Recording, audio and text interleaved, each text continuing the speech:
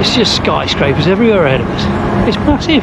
Also noticed the complete lack of graffiti anywhere. It puts a small city in Europe, makes it look like a little village. There's high-rise buildings and traffic and people everywhere, but pretty impressive. Everything here is just huge. From the very beginning of this journey, there was one country that stood apart. China, a place we'd only seen from a distance, a place that felt closed off, almost unreachable. We knew almost nothing about what awaited us beyond the border, only that it would be unlike anywhere we'd been before. What we didn't realise was just how quickly those challenges would come, from unexpected encounters with the police to underestimating the brutal summer heat as we approached one of the hottest places on Earth. Today, we enter China. Just packing up the bikes, we've got about 40 kilometres to pedal to the border. And then we've got the border crossing, hopefully that will run smoothly. And then the next 2 months, we'll be pedalling across one of the most incredible countries on Earth. And I cannot wait.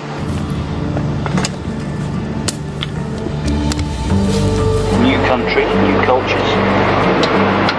Lots of police to look after us. And Chinese food for 2 months. Yummy! You can't go wrong with that. China, here we go.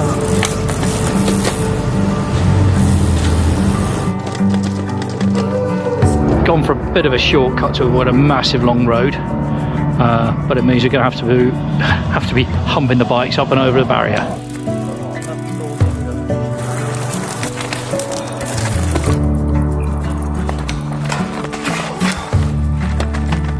Let's go to China.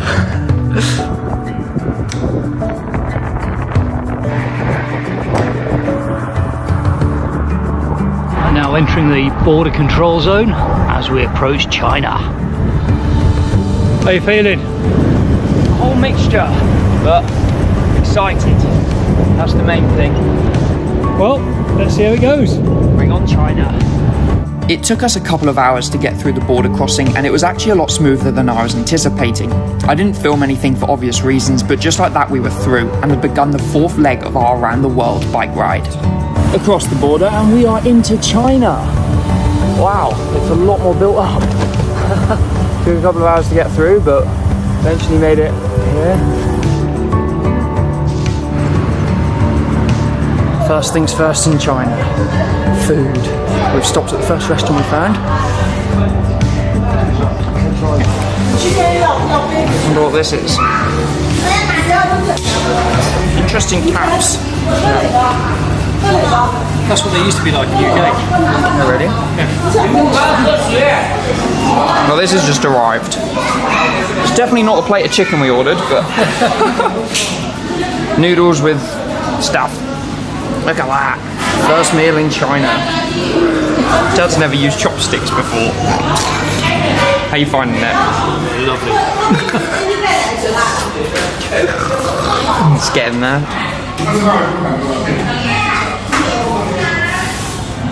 Now I've got to figure out how to pay. I know you use Alipay or WeChat, and I used Alipay earlier, but I don't really get how it works in a restaurant. They like put our order on a code and then we scan it, but yeah, let's see what they say. 66, okay. I have to use the code. Here it is. Code, scan, scans it, enter amount. 66? Okay, put 66 in, pay. And just like that, we're paid for dinner. Wow, that is easy. Scan a code, put the number in, and the money's transferred straight across.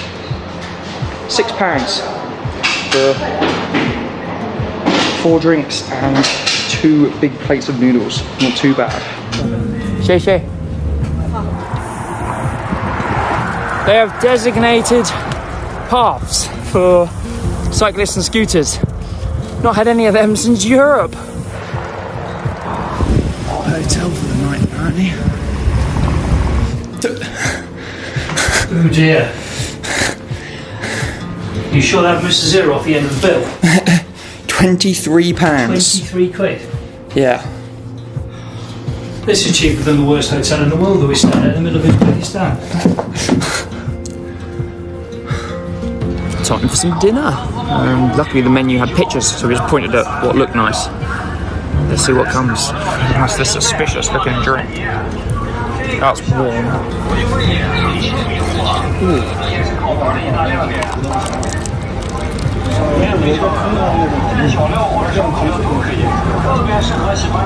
It's just tea. Don't know what we got here, but it looks good. We might have accidentally ordered enough food for a big family. We just chose 3 different things, but they're huge.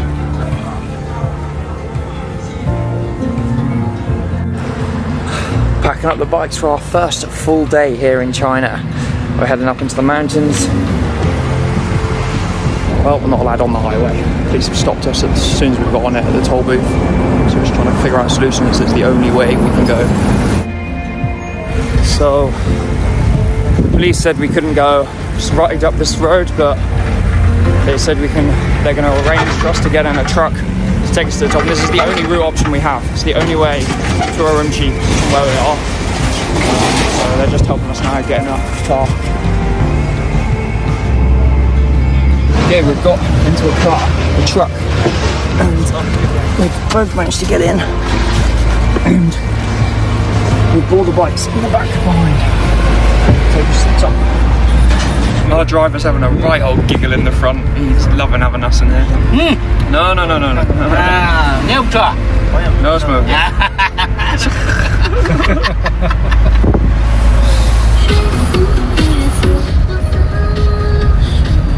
I don't think those guys quite got the assignment. They were meant to take us all the way to the end of the road, but we're about 30k further up the road, so we just missed a 30-kilometre climb. I mean, we didn't have a choice. We had to come up here.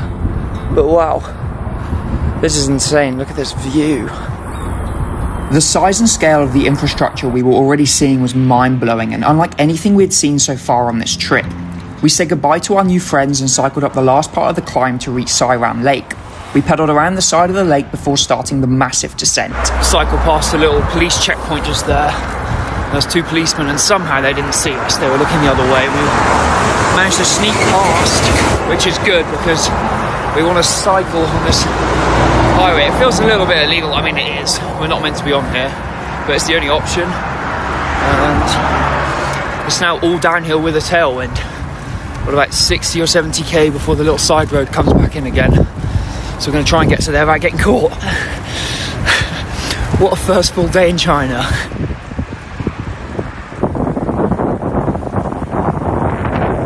After quite a slow start and then the hitchhike job this morning, we've been flying this afternoon. We've dropped 1,500 metres of elevation since the lake, and we're on this highway on the shoulder. We're not meant to be on here, but we had a couple of police cars go past us and they didn't seem to batter an eyelid, so I think we should be good for the end, till we get to the end, find somewhere to stay. It is very hot now. We've dropped down here though. It must be sort of mid-30s and it's strong. Wow, what a day.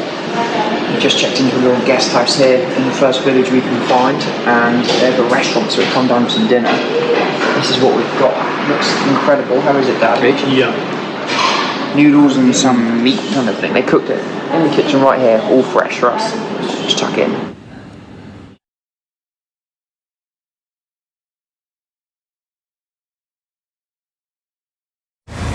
Not a great night's sleep. Power went out and then the power came back on about an hour later and all the lights and the TV turned on.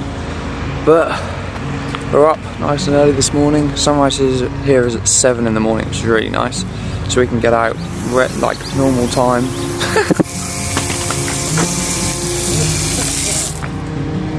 Relax!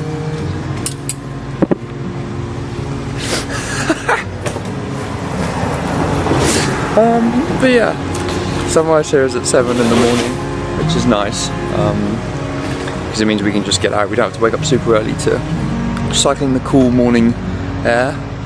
But yeah, time for our second full day in China. Breakfast. Che. How's the Chinese pasty? Same as a Cornish pasty, but more Chinesey.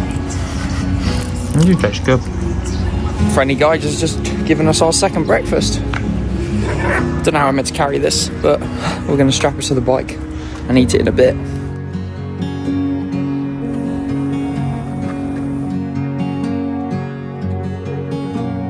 Josh has found another big drone.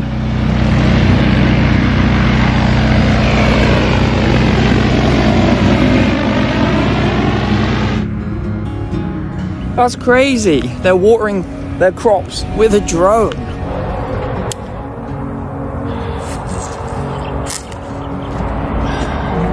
There you go. Thank you. Oh, good.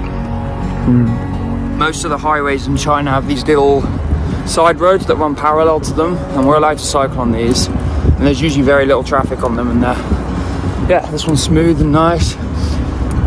Got the noise of the main road, but it's nice not to have big lorries overtaking all the time.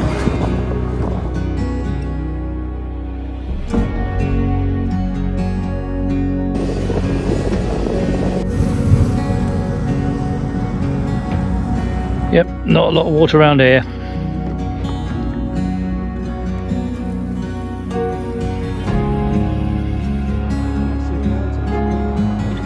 These two locals on a bike are just following and trying to ask questions as we're going along. Hello. Hello. I think riding a motorbike and Google Translate at the same time is probably a bit like... English? You don't speak English? They stopped by the side of the road.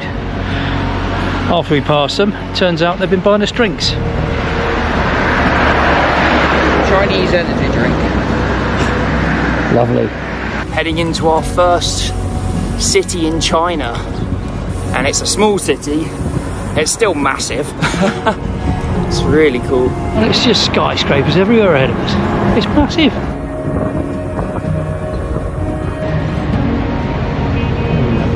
Although I'm not surprised it's ultra clean. Given the number of cameras that are around, you wouldn't want to drop anything, you'd be locked away. Also noticed the complete lack of graffiti anywhere.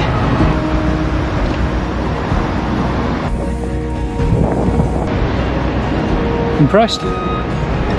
Yeah, this is just a tiny little city. Teeny weeny. We have cycled into the small city of Kuiton, but it's actually massive. It puts a small city in Europe, makes it look like a little village. There's high-rise buildings and traffic and people everywhere, but I just checked into a hotel, and now here in Xinjiang it's illegal to wild camp, and it's pretty heavily enforced by the police. And also because the sun doesn't set until 10 PM, it's going to be quite hard to sort of sneak into a camp spot.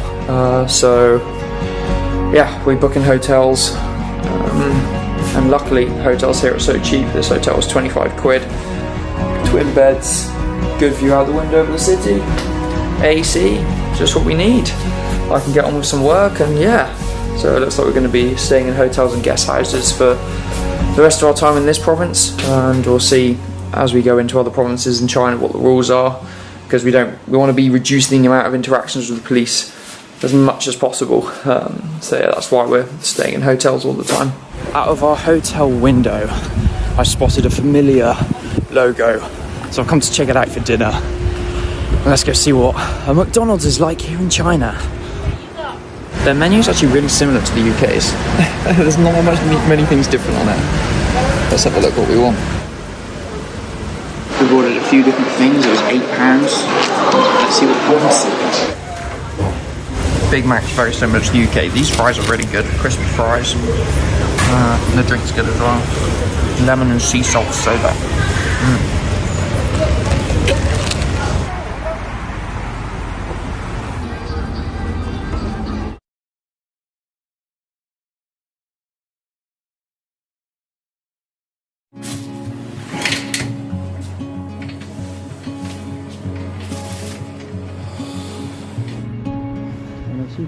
All the cities are laid out similar to America. They're just big grids, big wide streets. Makes navigating pretty simple. There's no traffic at 7:30 in the morning either. Which makes it nice to ride down these streets. Started the day off with a pretty big climb. Quite a gradual one, but long. And you can look back and see the city that we just spent the night in all the way in the distance. Pretty impressive. Everything here is just huge.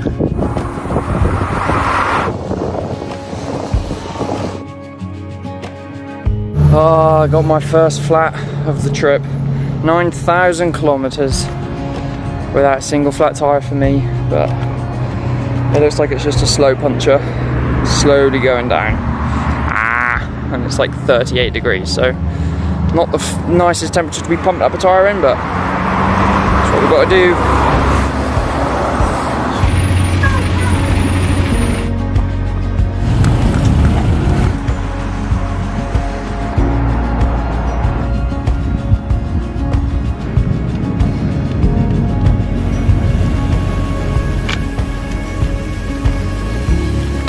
Stop. It's not, is it? Right, let's just change the bloody tube on this. Back-to-back punctures.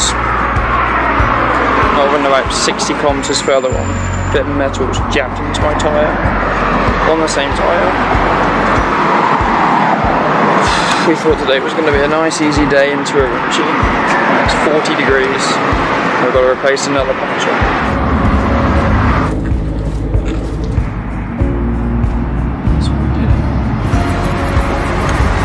Tyre back on, all pumped up, puncture repaired. Let's head into Urumqi.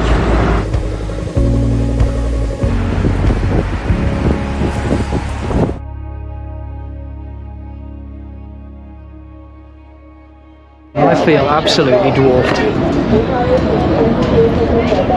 Currently a small provincial city. In UK, the only city bigger would be London.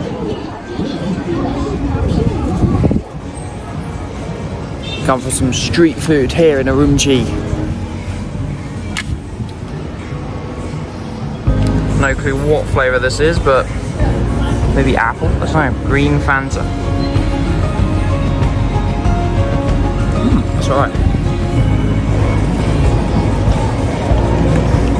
I like it. It's a bit bizarre. Yeah, just apple. Yeah. 还有烧烤，谢谢，谢谢。好的。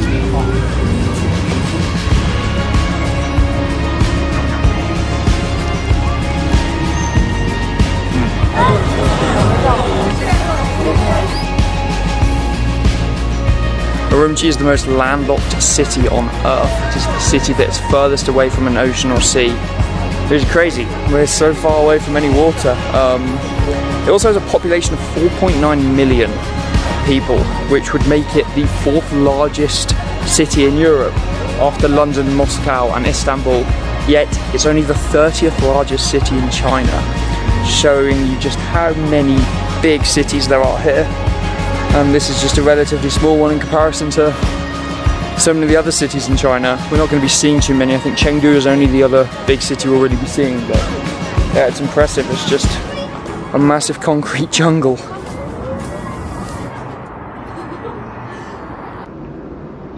Well, I've had to make some pretty fundamental decisions about the next stage of the route and the risks of going through the desert section are far higher than anticipated. All the blogs online and anyone else I've spoken to that's done this section didn't do it in the middle of summer. They did it in October or March, which they said was a bit more bearable, but still a massive challenge with the headwinds. So I think doing it in the middle of summer with 40+ degree heat is pretty stupid. It's the hottest place in China. It's the second lowest point in the world, below sea level. So yeah, we just agreed that it's stupid. We won't gain anything out of doing it, except I guess completeness. But you know, we're still going to be cycling 30,000 kilometers around the world. So unfortunately, we're going to have to take a train section, which we've just now booked, to then pick up the bikes again and carry on pedalling. Not what we wanted, but safety's got to come first, regardless of anything else, and we want to enjoy the journey and enjoy it together, and that's what we're going to do. And it just gives us now more time to explore more interesting parts of China. Instead of just looking at desert, we'll actually be able to see some other stuff. So we've booked a train from here in Urumqi to a town called Jiuanquan, which is the end of the Great Wall of China. We're going to head there and then cycle from there. We're both confident that this is the right decision. We're both happy with this decision, which is the main thing. There'll probably always be a tiny little bit of regret for not doing it, but the pros far outweigh the cons. So at this point in time, I'm very happy with this decision, and I think looking back, it's definitely going to be the right decision as well.